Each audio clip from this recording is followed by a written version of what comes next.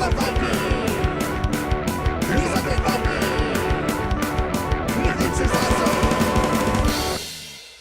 everybody, this is me, the Untitled Viking, and this is Zero Gravity. Zero Gravity is a tactical skirmish game in which you and your friends are going to be commanding a group of, well, I think it's more or less like a futuristic game show almost, or a futuristic blood sport, if you will. But you're going to be sending your team into this cool play area. This is a three-dimensional magnetized play area where your figures are going to be on the inside of this, moving around, bouncing off the walls, shooting and blowing each other up and having a blast. This is definitely one of the most unique games I have seen in a long, long time, and I've had a lot of fun with it. So let's not waste any time. Let's dive in. I'm going to show you how the game works, and then we'll come back here and I'll give you my final thoughts. Alright, so this is Zero Gravity, and this is going to be a little bit difficult as far as showing you how to play, just because obviously you are playing on a three-dimensional board here. You can tell that this is magnetized, the fact that I have meeples stuck to the side. And I should mention, now that I've said the meeples, this works perfectly fine as far as how to play the game. You know, like this is a jumper, and this would normally be a miniature, but because of the fact that this is a prototype, I just have meeples that are stuck to magnets. So just keep that in mind when I'm showing you. If you want to see what the game pieces are going to look like once the game is published, go to the Kickstarter page, you can see that. Alright, I'm going to pick up the game board right now just to give you a closer look. To show you the mechanisms and how things work, I'm just going to mostly just be using this bottom area here, just because that'll make it a lot easier for me. But I wanted you to have an idea of what the board looks like ultimately. So I don't normally like moving stuff around. If you watch my videos, you know that. But in this case, I have to just kind of make a special case for it. Alright, so as you can see, this is a three-dimensional board. And like there's that meeple right there that's stuck there. You'll notice as I'm twisting this around, he's not going anywhere because of...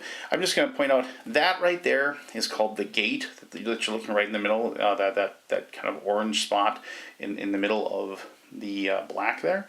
That is called the gate. If you can retrieve the bomb and put that in there, it's worth a lot of points, and it's probably going to help you win the game.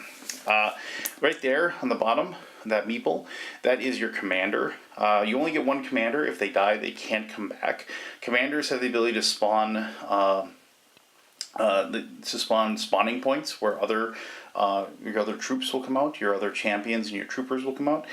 Plus, he's in that area that's called B2 right there. That is the starting area for that particular army. That would be the Moscow Jackals for this game. You'll also notice that there are some walls, and those, like, here, I'll move one so you can actually see. These are movable. These are placed on the board before the game begins by the players, so you can kind of block stuff off.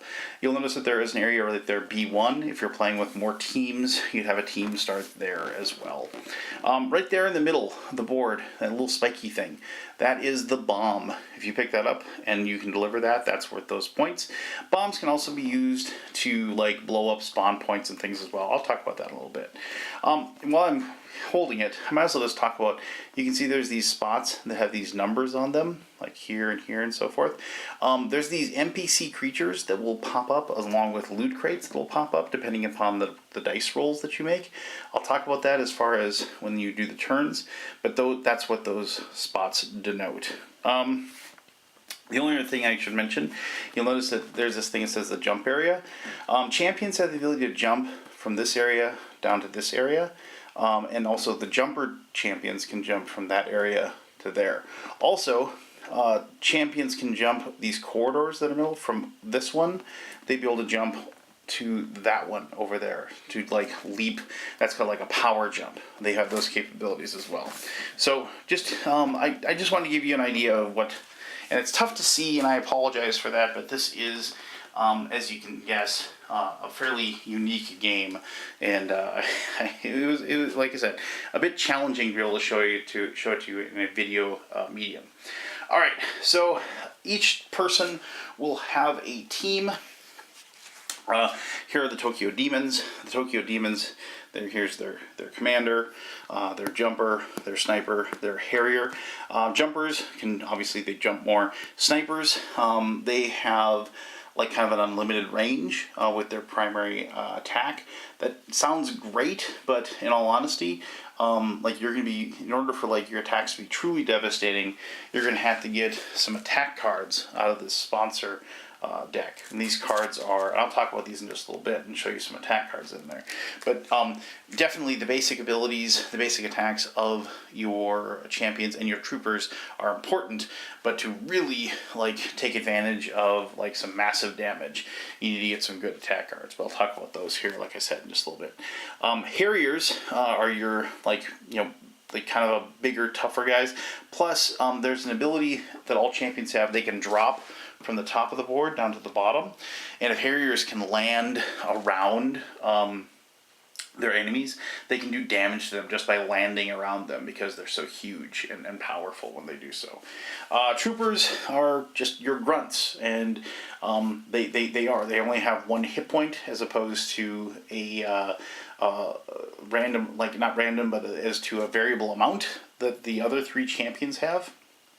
Commanders always have 5, but these come into play with up to 3 health, or and in this case of the Harrier 4, depending upon the number of coins that you spend to spawn them. And I'll talk about that when I get to the spawning section of the game turn. Alright, so I've already set up the game.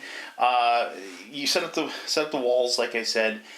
Each person will place their commander along with the spawn point, along with their flag. The flags, as you can probably guess, you need to protect these. That's this little token here. Like, your opponents can pick up your flag, and if they can bring it back to their home area, they can score a ton of points. They can score 15 points for doing so. And some games are only played to 15. So you want to defend against that as much as you possibly can, because that is very devastating, obviously, if that were to happen. Alright, so the way the game works is there's 4 phases. There's the Restock Phase, the Trooper Phase, the Champion Phase, and the Scenario Phase. The Restock Phase is pretty simple. What happens is that each person will, and these are not like, each player will do it. So the Restock Phase, player 1 does it, then player 2 does it, and player 3 if you have one, player 4 if you have one, and so on and so forth. It isn't just one person does the whole turn and the other person goes. During the Restock Phase, you will just draw one of these sponsor cards. Sponsor cards, you can have any number of them in your hand. There's no hand limit. However, when you play them, they cost 1 coin to be played. And I'll show you some sponsor cards in a little bit, but I just want to talk about the rest of the Restock Phase.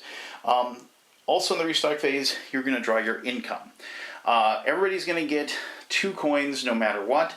For every spawn point that you have on the board, you're going to get an extra coin. And then for every crate or every loot crate that you found in the preceding turn, you'll get another coin as well. So just keep that in mind. If you grab any crates, when you pull them off the board, you'll put them in front of you, and then when you do get your next income, you'll then discard them so you can collect that money. But you collect your coins.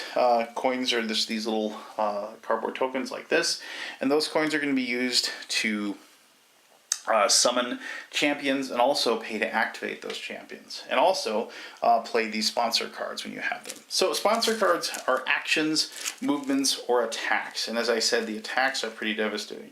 But let me just show you, like, for a movement card, if you have like, movement will allow you to usually like move some extra spaces, or maybe even teleport, or like, you know, here's like a jetpack. Which says move one of your heroes to the same coordinates on an adjacent surface. So you can actually move pretty quick. Remember, it costs a coin to activate these. Now when it says coordinates, you may have noticed when I was showing you the board that there are numbers listed here, and then there are also letters. So if you use that card and say you were at N0, which would be, I'm sorry, like N, let's go O0, because that would be you can't be on a wall. So O0, you could say, I'm going to take that, and with my jetpack, I'm going to go to O0 over here, because of the fact that you use that. That's the way the coordinates work. Coordinates come in handy a great deal of times, like when you're doing a drop from here down to here, being able to figure out exactly where you're going to land without having to like draw some imaginary line sort of thing makes it tough. All right, so other things that you can do is like, there's actions that like, just lucky day, draw 3 cards. So, simple things like that. You'll have, here's one that says, gust, make 2 additional primary attacks if you have that. Remember, all these cost a coin if you choose to do them. And here's like an attack card. So like you can see this is a flamethrower, and if this is your attack, then you would have like, this would be the area. You'd apply this to the attack that you're making, but then this would be the area that you would be affecting instead of the one that you normally had. So things like that, they're just going to change the rules. They're going to break the rules slightly from the way that you're normally playing. All right, so after you're done with the restock phase, and you've got your coins, you've got your cards, then you're going to go on to the trooper phase. For troopers, for every spawn point that you have on the board, and I'm going to, once again, just so you can see, I'm going to put a spawn point right there. For every spawn point that you have, you can spawn a trooper. And you can just put them next to it like so. And then you can also like move, and then the other people would spawn their troopers and so forth.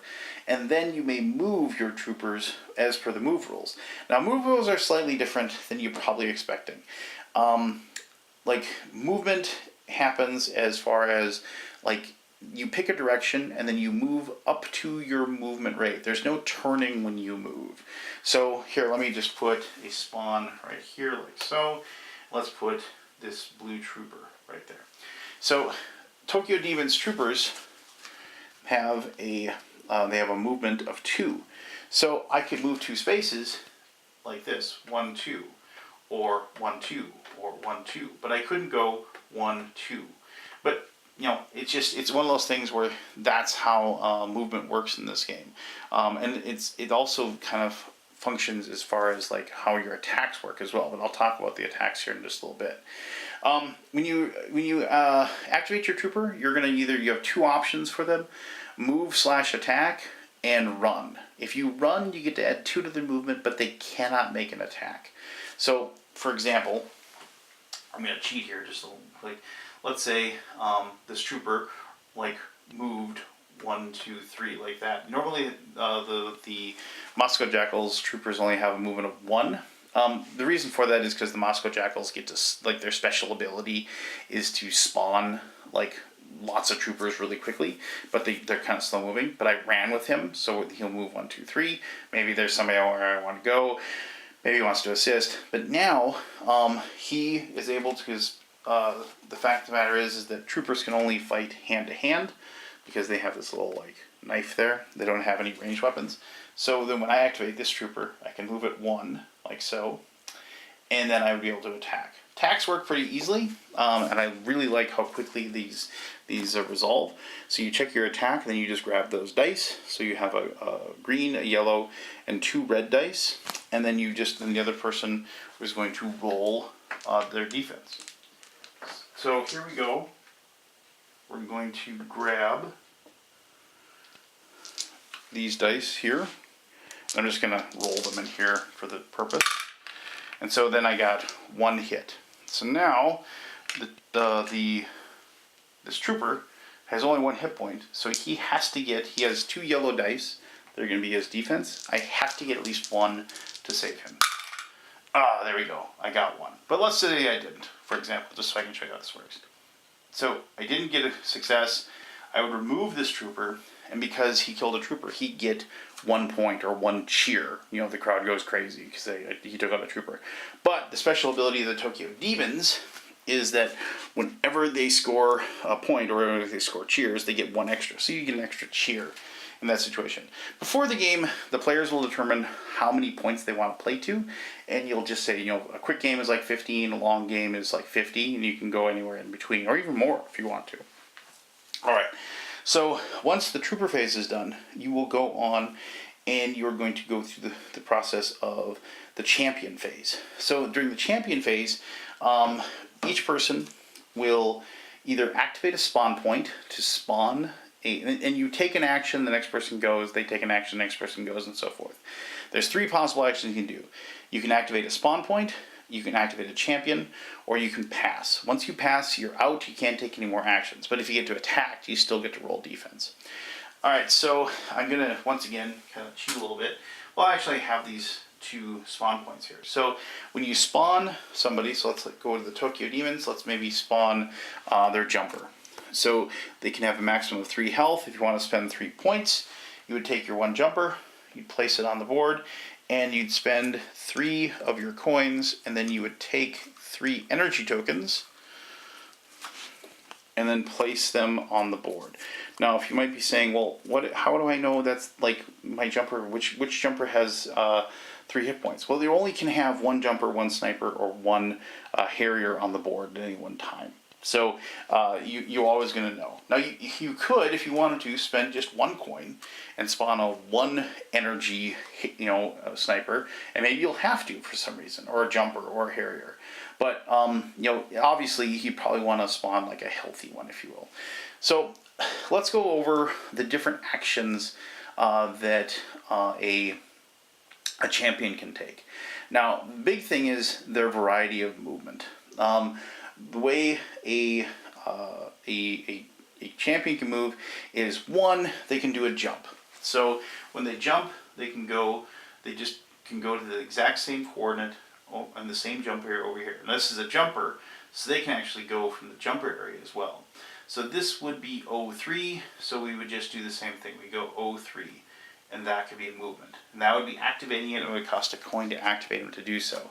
Now, you can activate the same champion as many times as you want, as long as you have the coins to pay for it. There isn't a situation where, you can only do it once. So you can do that. Now, they can also do a power jump, as I said, which just, when you power jump, you go from that side, and you end up in the exact same spot on the other side. And that's how a power jump is going to work. They can do a drop, and so if they're on the top of the board, like so, here, I'm just going to put them right there. If they do a drop, they just drop down to the exact same spot on the other side. Once again, this is where, if you wanted to, you could use the coordinates if you can't tell exactly where that happens to be. And you would drop down and be in that location. They also obviously can run, and they can do the move and attack that the other players have. But their attacks are slightly different because they have ranged attacks. So with ranged attacks, there's 2 types of attacks. You have your primary attack, and you have your secondary attack. So let's show you the primary attack first.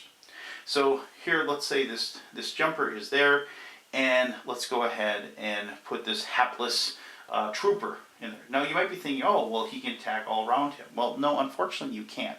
First of all, if something's right next to you like that, you can just attack them, but you have to use your melee attack to do so. But in order to actually attack them with your primary attack, they have to be in a diagonal location located from you. And this will actually go up onto the corridor like so. So like right there, that would be 1, 2, 3 within range of the ranged attack that jumper has. And so when you do these, once again, it's just the exact same thing. You're going to look at your jumper. The ranged is this primary ranged attack. You can see a blue, 2 green, and a red. So let's go blue, 2 green, and a red. And we're going to go ahead and roll those, see if we get a hit. Oh, we got plenty of hits, 3 hits. Well, there's no sense even in rolling the 2 yellow dice that trooper would get, because he can't possibly fend that off, and he would get destroyed. That's how a primary attack works. Now, they can do a secondary attack. Secondary attacks can be done from jump to jump area. So the jump area here is, let's see, it's 05. So we look at 05 over here.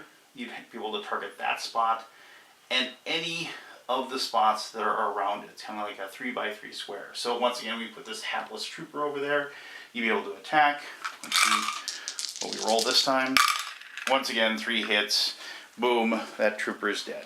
That's how the secondary attacks. Oh, I rolled the wrong dice. I apologize. I should probably check that, right? So let's see. The jumper, his secondary attacks are 3 green and a yellow. So new life. Hold on. 3 green and a yellow. There we go. Let's see what we get this time. As I throw my cup around. Only 1 hit. Ooh, will we survive? Come on, trooper. Let's roll your 2 yellow dice. Yes, the trooper survived. So in this case, we were too soon, we were too quick to act, but they would be they're going to survive that particular round. But they probably, remember, troopers are really expendable, so losing them, yes, you do give the other player a point, but don't be worried about losing them. They're meant to basically mostly protect your flag and keep it safe and hold certain key areas as well. The other thing, obviously, is if you have like one of these special attack cards with the special like locations on them, then you would just use those as you would declare your attack, like I said before. When you declare your attack, then you would go ahead and just pick that spot. Now, some of them, like here, like this would affect a large area of the attack. And so, like anything that was in that spot when you do the attack, you'd be able to roll your attack separately for everything that got affected. The only other thing that I should mention is that the commanders, when they move, if they don't attack, they have the ability to drop a spawn point. And so, if they drop a spawn point, they do that as like a instead of being an offensive action. But putting spawn points is always a good idea. Spawn points can get blown up by somebody with the bomb, but for the most part, they are there to stay. You get 3 of them that you can put down.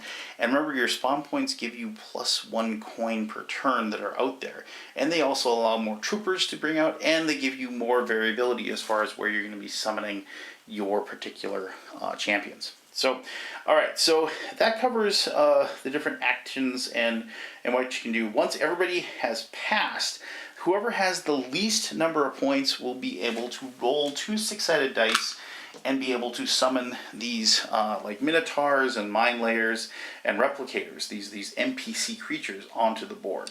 So they take 2 dice and they roll them. Now, if you roll doubles on this roll, you have the option of spinning the board counterclockwise or clockwise 1 spot. So just keep that in mind, that this, we could have a situation where, what was once, down or on the side is now up or on the bottom, and so forth. So things can change and alter as the game is played. But I rolled a 10, and I'm just going to show you this quick. So you can see that, like, there's a chart here. Hopefully you can see this.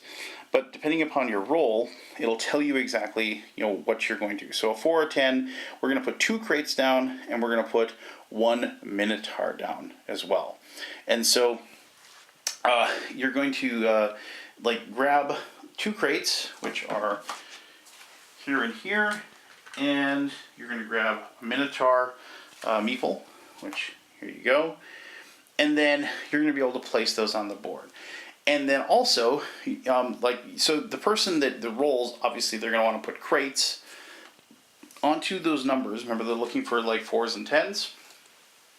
So let's, there's a 10 right there, and if we were last place, we'd look for another spot, that hopefully we could get a person to and put those crates down, because then that'll get us more coins. But then we're going to look for a place that's going to be next to our enemies. So let's just kind of manufacture this real quick. Let's look here. Here's like maybe this trooper is right there, and we are able to spawn this minotaur right next to him, and then we'd be able to attack him with that minotaur and destroy them. Now, you're not going to get any cheers for the minotaur destroying him, but you are going to take out that particular spot. And so after you place these, you can generate, as long as you generate 1 beast, you can activate some or all of the beasts that are in play. As I said, there are minotaurs, which are just kind of these grunts that are going to run up and attack people. There are replicators, which actually create more beasts as they move around the board. And lastly, there are mine layers, which, as you probably guessed it, will drop mines on the board, and then if people run into them, they blow up and they will take them out. And so there's lots of different and obviously, if you're activating beasts, you can put mines around your flags and things like that. And remember, because of the fact the way the movement works, how you're moving, straight lines this way and that way, or diagonal straight lines, it's really, really tough for you to worm your way around things, because you aren't able to just kind of, do I'm moving 3, like 1, 2, 1, 2, 3, or anything like that.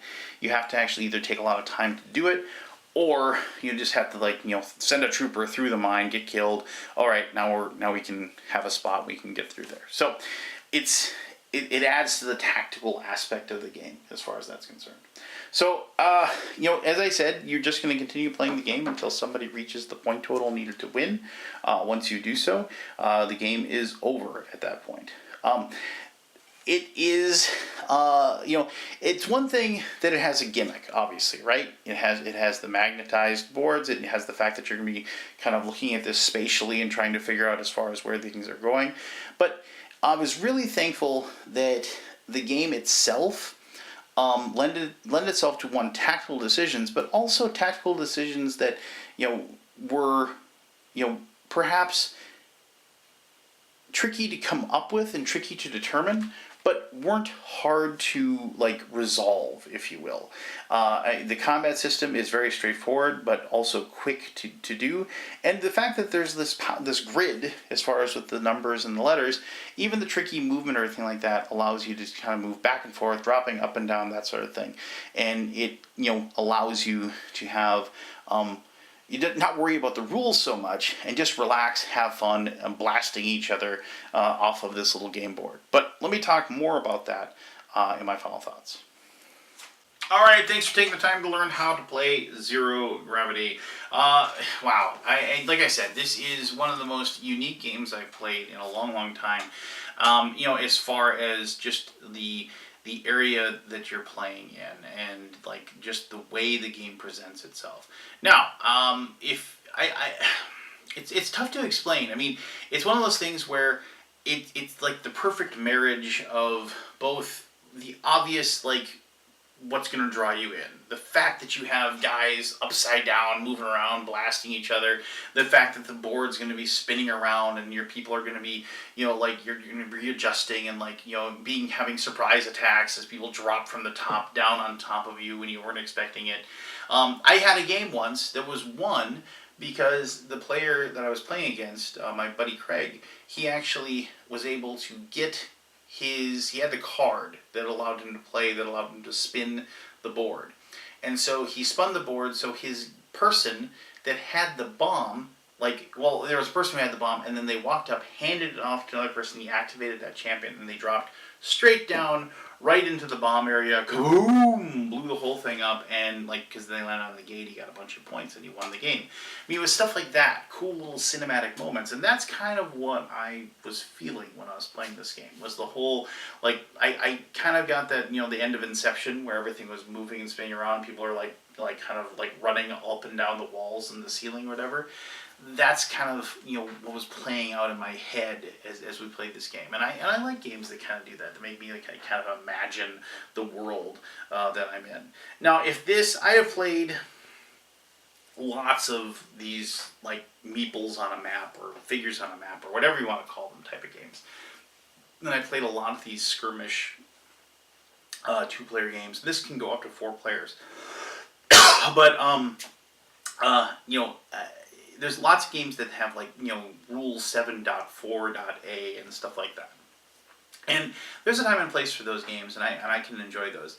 But I'm really glad this game didn't go down that path. The rule set is incredibly simple. It is one of those things where it's once you know the different things that each thing can do, and once you know exactly what you have to do to make them do those things, the game itself, is mechanically straightforward enough that I don't have to worry about, forgetting this rule or that rule. I just can say, oh, I'm going to attack you, grab my dice, roll them, roll yours, boom, done. Our combat's resolved, let's move on to the next one. And I'm thankful because my mind, trying to, work in, 3 dimensions, trying to determine where my guys are going to be and moving and how they're going to get there and all that sort of stuff, using this board, I assume once I've played it, more times than I already have, it will become second nature. But right now, I'm glad that I have a rule set that, just allows me to have fun, straightforward, quick little, blasty, pew, pew, pew type of game, instead of, a deeply, let's get out that rule book and check that little arcane rule again type of rule book. Other than that, the only thing I'm kind of annoyed by is the fact that I don't have the other two factions to play with. I've been forced to kind of play this as a two-person game, and repeatedly, and I'd really love to play this with more players. But my two-player games of it have been nothing but excellent and a lot of fun. And like I said, lots of cool little cinematic moments as those things happen. I think it balances the whole process of the resources as far as like collecting your coins that allow you then to spawn your champions, but then what level of health do I spawn them at, how many coins do I need to leave myself with so I can activate them so they can actually do things. There's some fun little decisions there, and plus, even with the perfect decisions, if the dice aren't your friend, then unfortunately it isn't going to work. And I like the fact that the combat isn't deterministic. I want the randomness of dice, and plus it's just kind of cool rolling those multicolored dice. Bottom line, if you are a fan of these types of games, like if you like the thing where you have a flat board and you have your people on that board and you're moving around and you are blasting your friends off the map, then I strongly suggest that you check this one out, because it's literally nothing you've ever played before. It just warps your perception of that type of game and presents it in a super cool new way. And I strongly suggest that you see for yourself as far as if that's something you want to try out. Go ahead and check out the Kickstarter page. Like I said, you can see those really cool miniatures that they have planned for all those. No, you will not get meeples with little names on them, as much as I hate to break it to you. Okay, well, thank you very much for taking the time to watch this video. If you have any questions about Zero Gravity, ask away. I'll be happy to answer those as best as I can. As always, thank you very much for taking the time to watch this video. And until next time, I am the Undead Viking, and I am telling you to have yourself one heck of an awesome day. Alright, bye-bye.